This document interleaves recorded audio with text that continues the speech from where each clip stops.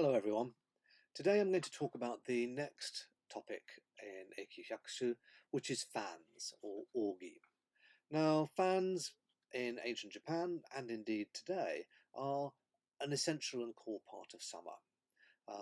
In an environment where there's no air conditioning and it's very hot and humid, then a fan is really something which you have to have in order to give yourself some coolness and some respite from the heat.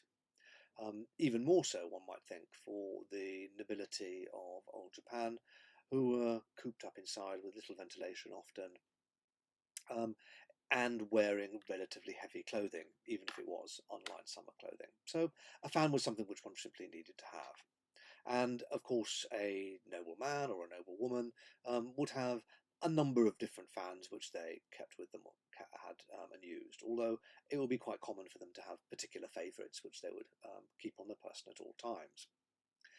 Fans as a poetic topic, though, tends to break into two broad areas.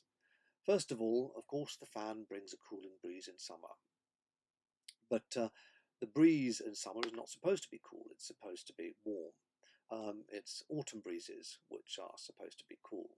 So fan poems often have the poet adopting a pose of what one can call elegant confusion, a pose of ignorance or confusion about whether the breeze is in fact a sign that autumn is on the way or whether it's just coming from the fan.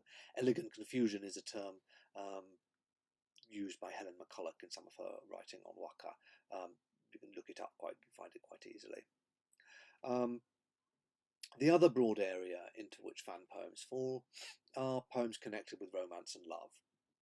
As I said, fans were personal possessions. They were something which people would keep on their persons at all times and close to their bodies at that. So they were very often exchanged by lovers as love tokens. A man would give a lady his fan and take hers at the end of a night spent together as a keepsake, and give each partner something to think about while they were apart. There were also ways in which messages could be exchanged. As you can see from this example of a fan which I have, the one side is generally plain. So on this side, lovers could inscribe poems, which could then be sent out on the fan to someone whom they were interested in or someone whom they were already having a relationship with. And sitting at a boring court function, one could be secretly reading the poems which one lover had sent one. Indeed, the poem which Lady Yugao sent out to Genji, which I mentioned in the last video on pinks, was written on a fan just like this.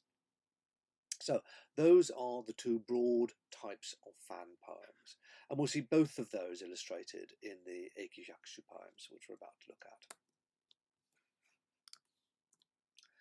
So, to start off with then, Tsune yori mo mi ni mo shimu kana yuzare no kimi ni ogi no kaze no keshiki wa. More than normal does it pierce my soul. At evening, the sight of you by a fan's breeze brushed. I love this poem, I think. It depicts a scene of a man and a woman who are lovers sitting together in the early evening. They obviously have been quite well accustomed to each other because they perhaps even spent the whole day together rather than the man arriving with night, as would be more common.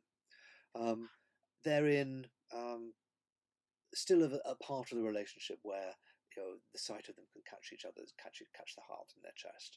And suddenly the man is gazing at the lady and seeing her sitting there fanning herself, and the breeze brushing the hair away from her face, making her look even more beautiful in the early evening light. It's a beautiful capturing of that single scene in this brief poem. In fact, Akinaka is using similar language here to a poem which he wrote about 15 years earlier and which occurs in Eikyū hyakushu. And that poem is Yu sareba kaze no kishiki ni karu kaya mo kokoro busoku na omoi midare so. At early evening, the touch of the wind on the reaped silver grass. Oh, into lonely melancholy, sink not my tangled cares. Now, I don't see too much connection in terms of emotional loading between this poem and the one which he composed for Eikyū hyakushu. But there's definitely a similarity in the vocabulary and the scene here, which connects them, particularly as they're written by the same poet.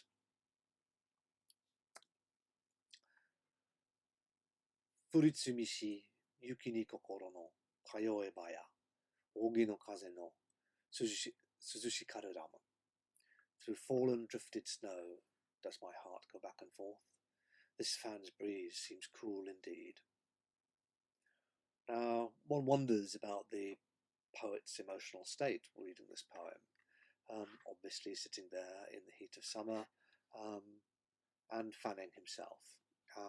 But is it the fan which is generating the ice in his heart and the actual coldness there?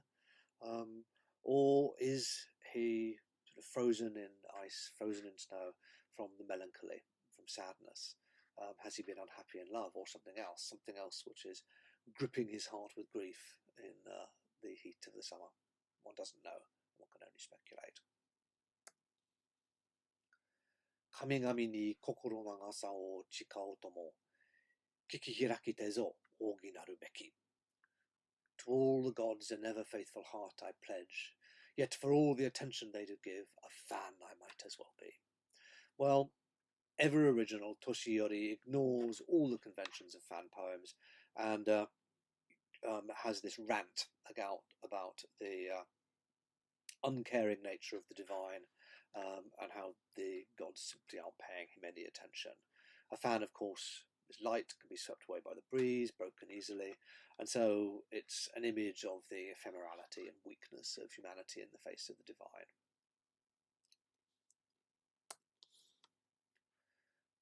Sue hiroku nanatsu hone ni te haru ogi, yatsure ni keri na moto no sugata ni. Broad the end with 7 ribs when spread, O fans, sink not to your shabby former state. Well, again, neither of the two sort of standard images for fan poems used here. Tadafuso instead has an image of a broad fan with a thick end, which when is spread out looks much nicer. And so a plea not to shrink away into that less pleasant and less decorative state for the fan. Tenarure do ogizo tsuraki waga seko ga masumi no iro o kakusu to omoeba. 'Tis skillfully wielded, yet how I hate his fan, for my darling man's bright brilliance does it conceal, I feel.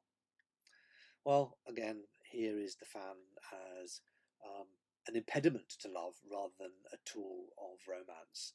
Kanemasa is writing in the persona of a woman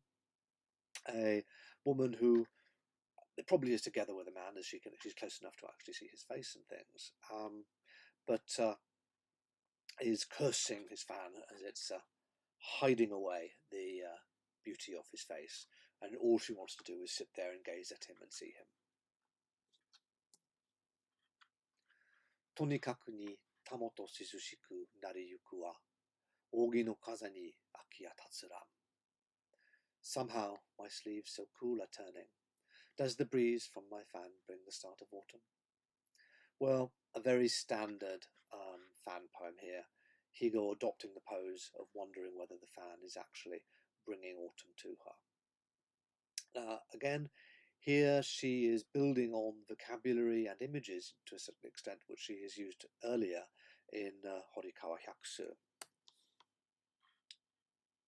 Sorry, not she used earlier, but which have been used earlier in Eikyū hyakushu by the monk Eien or Yoen. Higo did actually take part in Eikyū hyakushu though. So with this poem, Yoen comes up with Musubute no tamoto suzushiku nariyuku wa izumi ni aki no sumi ni aru ramen.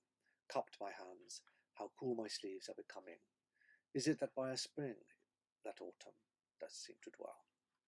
So here, a simple description of a scene. A traveller is out in the heat of summer, has been walking, the sun beating down, and comes across a spring where he wants to get a cool drink of water. And he cups his hands, scoops the water up, splashes it on his face, lets it run down his arms, and drinks it as well, of course. And this brings coolness to him. but the conventional cool season is autumn, so he wonders, is autumn there? Now, both Akinaka and Higo, I think, would come in for some stick if their poems had been composed in more formal situations or for more formal contexts. The great poet and critic Fujiwara no Shunzei mentions in his judgments in Rokyakuban Utawase, the poetry competition in 600 rounds, that one should not use poems which are not in the imperial anthologies as inspiration for others. So he, I think, would have come down pretty hard on both Higo and Akinaka for using poems from a hyakushu for this sort of purpose. As they're not being judged in that kind of way, though, they can get away with it. Tenare keru, nushi wa shirane do, murasaki no, ogi no kaze no natsukashiki kana. Its skillful master remains ignorant, yet that violet fan's breeze is dear to me indeed. Well, here's Daishin again, gazing longingly at a man with whom she would like to get closer with. You can see how well he moves his fan, but can't find a way to actually communicate with him or talk to him. So the only thing she can get from him is the waft from his fan as it goes back and forth towards her. So she's wondering, how can I possibly get to know this man? That's it then for the poems on fans. See you next time.